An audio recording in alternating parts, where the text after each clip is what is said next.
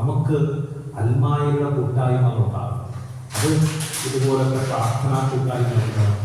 Charity ചെയ്യുന്ന, നന്മകൾ ചെയ്യുന്ന, ഉപവികൾ ചെയ്യുന്ന കൂട്ടായ്മകൾ വേണം. നിങ്ങൾ പലരുമൊക്കെ ഇവിടെ ജോലി ചെയ്യുകയും നിങ്ങളുടെയൊക്കെ നാടിൻ്റെ പേരിലൊക്കെ ചെറിയ ചെറിയ കൂട്ടായ്മകൾ ഉണ്ടാക്കി ചിലപ്പോൾ നാട്ടിലൊക്കെ രോഗികളെ സഹായിക്കാനോ പാവപ്പെട്ടവരെ സഹായിക്കാനോ കാശ് കൊടുക്കുന്നു.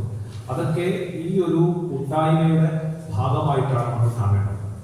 കാരണം യേശു വളരെയധികം ഇത് ജീവിച്ച് കാണിച്ചത് വ്യക്തിയാണ്. അപ്പോൾ യേശുവിന് ഒന്നിനെക്കുറിച്ചും ആശങ്കകളില്ല. യേശു കടം പറ്റി ജീവിക്കുന്നവരാണ്.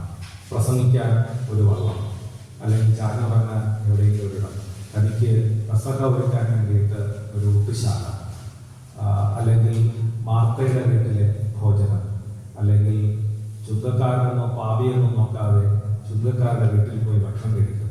ഇത്രയൊക്കെ ഉള്ളൂ. അപ്പോൾ നമ്മൾ ചിന്തിക്കുമ്പോൾ യേശു തൻ്റെ ജീവിതകാലത്ത് ഒരിക്കലും ഒരു വീടുണ്ടാക്കിയിട്ടില്ല. വേണമെങ്കിൽ യേശു ശിഷ്യൻ, ഞാൻ എപ്പോഴും ചിന്തിക്കുക, യേശു എന്തുകൊണ്ട് തൻ്റെ ശിഷ്യന്മാർക്കോട് 12 ദിവസം താമസിക്കാൻ വേണ്ടി വീടുണ്ടാക്കിയില്ല, അല്ലെങ്കിൽ എന്തുകൊണ്ട് തൻ്റെ വീട്ടിൽ പോയിട്ട് ശിഷ്യന്മാരെ കൊണ്ട് താമസിച്ചില്ല. യേശുവിന് കുടുംബക്ഷേമം ഉള്ളതാണ്. അപ്പോൾ എന്തായാലും യേശു ഒരു കുടുംബക്ഷേമം ഉണ്ടാവണം. യേശുവിൻ്റെ കുടുംബക്ഷേമം എവിടെ പോയി നമ്മൾ ചിന്തിക്കേണ്ട കാര്യമാണ്. യേശു കുടുംബക്ഷേമം വാങ്ങിച്ചില്ല. യേശു ശിഷ്യന്മാരെ കൊണ്ട് അവിടെ താമസിച്ചുമില്ല. ഒരു വീടും യേശു പണിതില്ല. ഒരു സ്ഥാപനവും ഉണ്ടാക്കിയില്ല. ഒരു പള്ളിയും കെട്ടിയില്ല.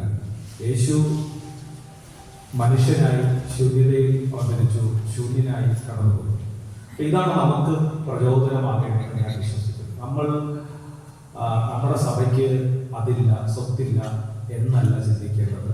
നമ്മുടെ ആളുകളിലേക്ക്, നമ്മുടെ മനുഷ്യരിലേക്ക്, സാധാരണക്കാരൻ്റെ കണ്ണുകളിൽ, ഹൃദയത്തിൽ അവന് വേണ്ടി അവൻ്റെ ആവശ്യങ്ങളുടെ ഒരു ആരാധനാലയം പണിയുവാൻ, ഒരു പള്ളി പണിയുവാൻ നമുക്ക് സാധിക്കുമോ എന്നാണ് നമ്മൾ ഓരോരുത്തരും നോക്കേണ്ടത്. ഞാൻ നിങ്ങളോട് പറയും, വ്യക്തിപരമായിട്ട് നിങ്ങൾ ജോലി ചെയ്ത് സമ്പാദിക്കുന്നത് ഒരിക്കലും എല്ലാ മക്കൾക്ക് വേണ്ടി കൊടുക്കാൻ വേണ്ടി പാടില്ല.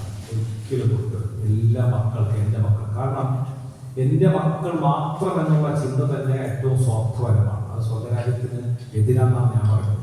ഈ ഞാൻ സമ്പാദിച്ചതെല്ലാം എൻ്റെ മക്കൾക്ക് കൊടുക്കാം, എൻ്റെ മക്കൾക്ക് വേണ്ടി ഞാൻ അധ്വാനിക്കണം. ഏറ്റവും പ്രധാനമായിട്ട് 50% കാശ് അധ്വാനിക്കുന്നവർ തന്നെ അനുഭവിക്കണം. മനസ്സിലായോ? നിങ്ങൾ ജോലി ചെയ്യുന്നതിൻ്റെ ഓഹരി നിങ്ങൾ അനുഭവിക്കണം. ഈ ഇറ്റലിയിലൊക്കെ ഒന്ന് പേപ്പർ കഴിഞ്ഞ് കഴിഞ്ഞാൽ യൂറോപ്പിലെ എല്ലാ രാജ്യങ്ങളും സന്ദർശിക്കാൻ പോകണം. കാരണം ലോകം കാണണം. അതുകൊണ്ട് എസ്താത്തയാത്തോ നിങ്ങളുടെ കൂടെയുള്ള അമ്മച്ചിമാരും ഒക്കെ എല്ലാം മാലയിലും മൊന്താനിയിലും ഒക്കെ പോകും.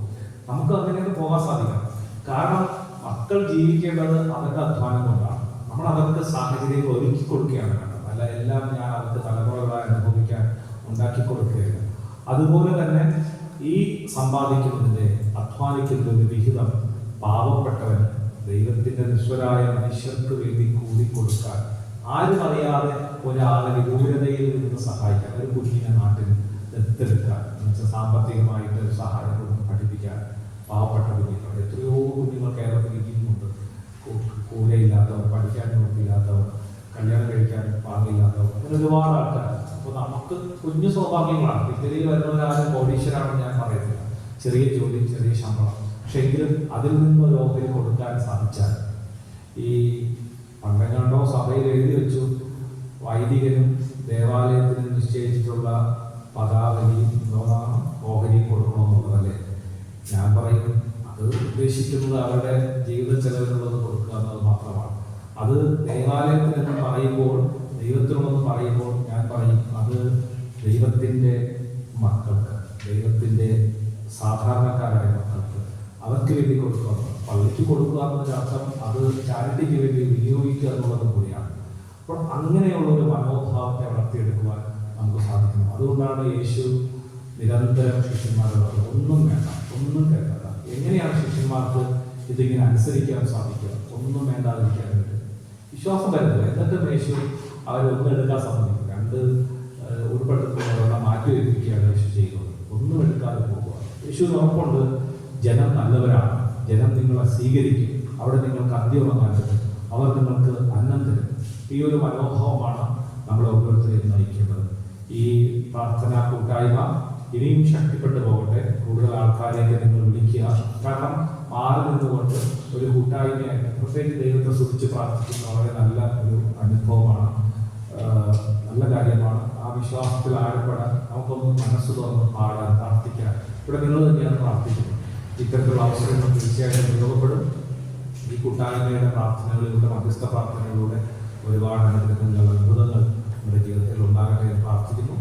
ദൈവം നിങ്ങളെ സമർത്ഥമായിട്ട് അനുഗ്രഹിക്കും.